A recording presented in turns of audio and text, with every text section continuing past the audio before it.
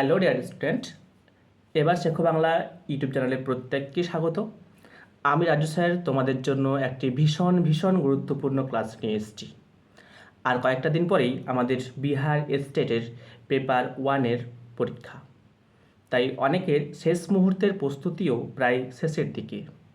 তবুও যারা এখনও সিলেবাস শেষ করতে পারোনি তাদের জন্য কিন্তু আজকের এই ক্লাসটি ভীষণ ভীষণ গুরুত্বপূর্ণ। আমাদের সিলেবাসে যে 14টি উপন্যাসের নাম রয়েছে তাদের প্রকাশকাল, পত্রিকায় প্রকাশ ও উল্লেখযোগ্য চরিত্রগুলি সম্পর্কে বিস্তারিত তথ্য আলোচনা করব আজকের ক্লাসটিতে। সবথেকে বড় কথা হলো শুধুমাত্র একটি ছকের মধ্য দিয়েই তোমরা এই সমস্ত তথ্যগুলো জানতে পারবে এবং মনে রাখাটা অনেক সহজ হয়ে উঠবে। একদম ঠিক শুনেছ, শুধুমাত্র একটি ছকের মধ্য দিয়েই সমস্ত উপন্যাসগুলির বিস্তারিত তথ্য আজকের ক্লাসে পেয়ে যাবে। তাই স্কিপ না করে প্রত্যেকেই শেষ পর্যন্ত দেখবে। আজকের আলোচনার মূল বিষয় হলো বাংলা উপন্যাসগুলির প্রকাশকাল এবং পত্রিকায় প্রকাশ এবং উল্লেখযোগ্য চরিত্র নির্ণয়। আমাদের সিলেবাসে মোট 14টি উপন্যাস রয়েছে এবং এই 14টি উপন্যাস বিভিন্ন ধারার উপন্যাস। আমরা একটি একটি উপন্যাস ধরে তার প্রকাশকাল, পত্রিকায় প্রকাশ এবং চরিত্রগুলি আলোচনা করব। তোমরা প্রত্যেকেই খাতা কলম নিয়ে বসবে এবং এই তথ্যগুলো খাতায় নোট করে নেবে। তাহলে চলো আর দেরি নয়, শুরু করা যাক আজকের আলোচনা। আমরা প্রথমেই দেখে নিই আমাদের প্রথম যে উপন্যাসটি রয়েছে, চন্দ্রশেখর। চন্দ্রশেখর উপন্যাসটির লেখক হলেন বা উপন্যাসিক হলেন বঙ্কিমচন্দ্র চট্টোপাধ্যায়। এই উপন্যাসটি প্রকাশিত হয় 1875 খ্রিস্টাব্দে। এই উপন্যাসটি বঙ্গদর্শন পত্রিকায় প্রথম প্রকাশ হয়েছিল। এই উপন্যাসটির গুরুত্বপূর্ণ চরিত্রগুলি হল চন্দ্রশেখর, প্রতাপ, শৈবালিনী, মীর কাসিম। আমরা এরপর বঙ্কিমচন্দ্র চট্টোপাধ্যায়ের যে আরও উপন্যাসগুলো রয়েছে তার মধ্যে কপালকুণ্ডলার পরিচয় পাই। কপালকুণ্ডলা 1866 খ্রিস্টাব্দে গ্রন্থাগারে প্রকাশিত হয়। এটি কোনো পত্রিকায় প্রকাশিত হয়নি। এই উপন্যাসটিতে যে চরিত্রগুলি রয়েছে তাদের মধ্যে নবকুমার, কপালকুণ্ডলা, মতিবিবি অন্যতম। এরপর বঙ্কিমচন্দ্রের পরবর্তী উপন্যাস বিষবৃক্ষ। বিষবৃক্ষ উপন্যাসটি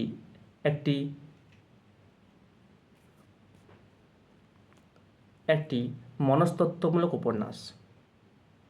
এখানে সামাজিক রীতিনীতি এবং বিভিন্ন সামাজিক যে বন্ধন তার কথা এখানে রয়েছে। এই উপন্যাসটি 1873 খ্রিস্টাব্দে প্রকাশিত হয়। এটি বঙ্গদর্শন পত্রিকায় প্রকাশিত হয়েছিল। এই উপন্যাসটিতে আমরা যে চরিত্রগুলির পরিচয় পাই সেগুলি হলো নগেন্দ্রনাথ, কুন্দনন্দিনী, সূর্যমুখী, হীরা ইত্যাদি অন্যতম। এরপর আমরা বঙ্কিমচন্দ্রের আরেকটি উপন্যাসের পরিচয় পাই, সেটি হলো আনন্দমঠ। আনন্দমঠ উপন্যাসটি 1884 খ্রিস্টাব্দে প্রকাশিত হয়। এই উপন্যাসটিও বঙ্গদর্শন পত্রিকায় প্রকাশিত হয়। বঙ্গদর্শন পত্রিকার কথা বলতে গেলেই আমরা আমাদের বঙ্কিমচন্দ্রের কথা প্রত্যেকেরই মাথায় আসে এবং এটি 1872 খ্রিস্টাব্দে প্রথম বঙ্গদর্শন পত্রিকা সম্পাদনা করেছিলেন বঙ্কিমচন্দ্র চট্টোপাধ্যায়। আনন্দমঠ উপন্যাসটিও বঙ্গদর্শন পত্রিকায় প্রকাশিত হয় এবং এই উপন্যাসটিতে যে চরিত্রগুলি আমাদের জানতে হবে তারা হলেন মহেন্দ্র, ভবানন্দ অর্থাৎ ভবানন্দ ঠাকুর, ব্রহ্মচারী এবং সুকুমারী। এরপর আমরা পাই ঘরে বাইরে। ঘরে বাইরে উপন্যাসটির উপন্যাসিক তথা লেখক হলেন রবীন্দ্রনাথ ঠাকুর।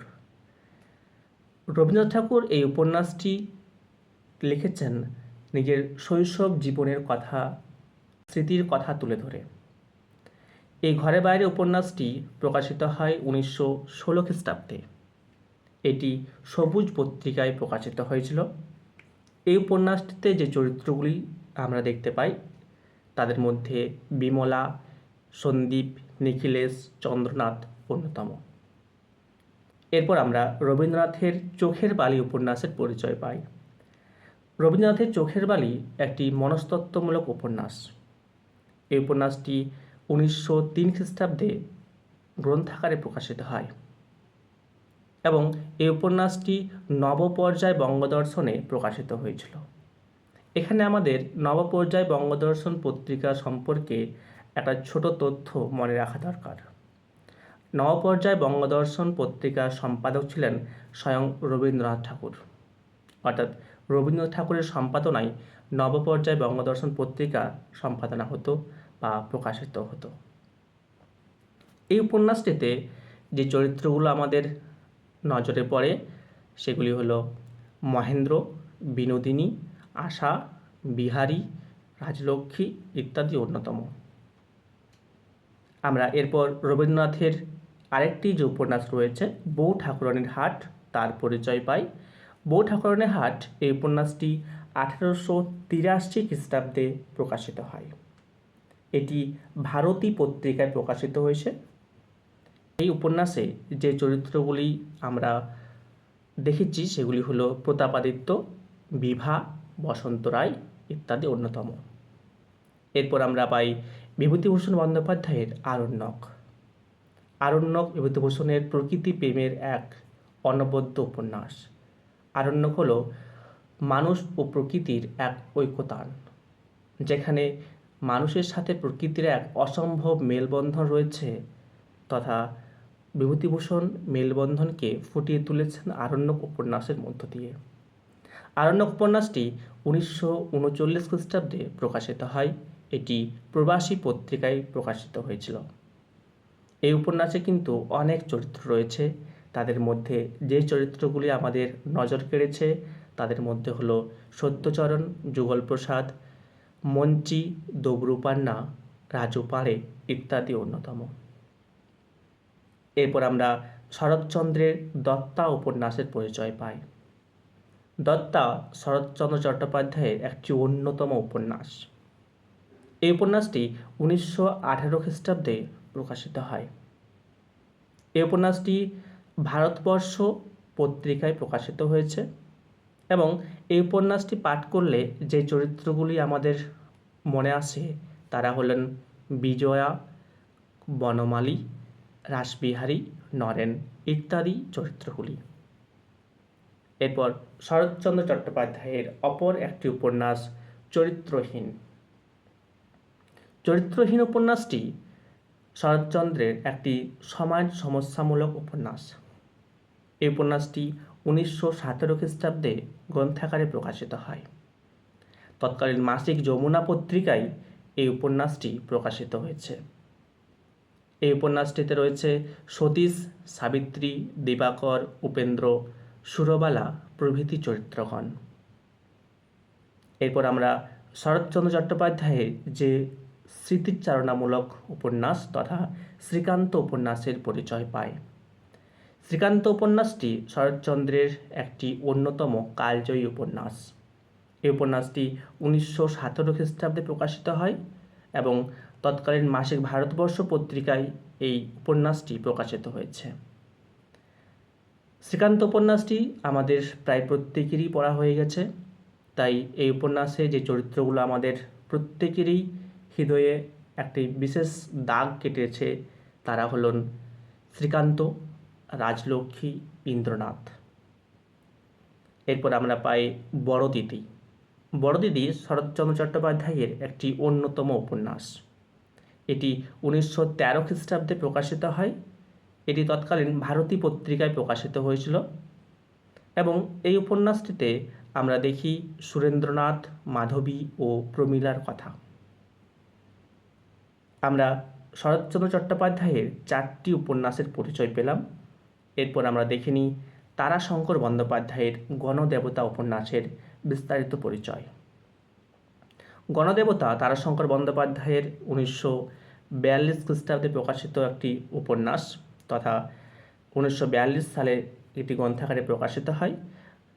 এটি ভারতবর্ষ পত্রিকাতে প্রকাশিত হয়েছিল এবং এই উপন্যাসটিতে যে চরিত্রগুলো আমাদের মনে পড়ে সেগুলি হলো ঘোষ, হিরুপাল, দারিক পাল ইত্যাদি অন্যতম। তারাশঙ্কর বন্দ্যোপাধ্যায়ের গণদেবতা একটি বিশেষ উপন্যাস।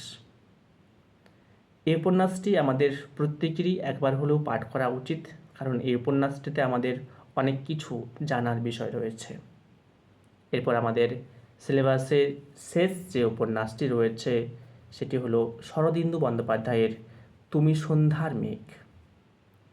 তুমি সন্ধ্যার মেঘ এই উপন্যাসটি 1958 খ্রিস্টাব্দে প্রকাশিত হয় এবং এই উপন্যাসটি অতীশ দীপঙ্কর তথা অতীশ শ্রীজ্ঞান দীপঙ্করের কথা অনুযায়ী বা কথাকে নিয়েই লেখা হয়েছে উপন্যাসটি। এই উপন্যাসটিতে যে চরিত্রগুলির কথা আমরা জানতে পারি তারা হলেন অতীশ দীপঙ্কর, যতীন, দুর্গা, গিরিশ ইত্যাদি অন্যতম। আমরা মোট 14টি উপন্যাসের বিস্তারিত পরিচয় আলোচনা করলাম, অর্থাৎ উপন্যাসগুলির গ্রন্থাকারে প্রকাশ এবং কোন পত্রিকায় প্রকাশিত হয়েছে এবং যে চরিত্রগুলো রয়েছে উল্লেখযোগ্য চরিত্র তাদের পরিচয় আমরা পেয়ে গেলাম। এখান থেকে কিন্তু পরীক্ষায় প্রশ্ন আসবেই, তাই প্রত্যেকের প্রতি বিশেষ অনুরোধ তোমরা এই তথ্যগুলো অবশ্যই খাতায় নোট করে নিও। আশা করি আজকের এই আলোচনাটি তোমাদের প্রত্যেকেরই খুব ভালো লেগেছে। প্রত্যেকেই একটা লাইক করে দিও, আর যারা চ্যানেলে নতুন তারা অবশ্যই চ্যানেলটি সাবস্ক্রাইব করে রেখো, কারণ ভবিষ্যতে আরও অন্যান্য ক্লাসগুলো বা বিহার স্টেটের যে সম্ভাব্যমূলক প্রশ্নের সেট সেটি আর কিছুদিনের মধ্যেই দেওয়া হবে, অর্থাৎ খুব তাড়াতাড়ি ইউটিউবে আপলোড করব।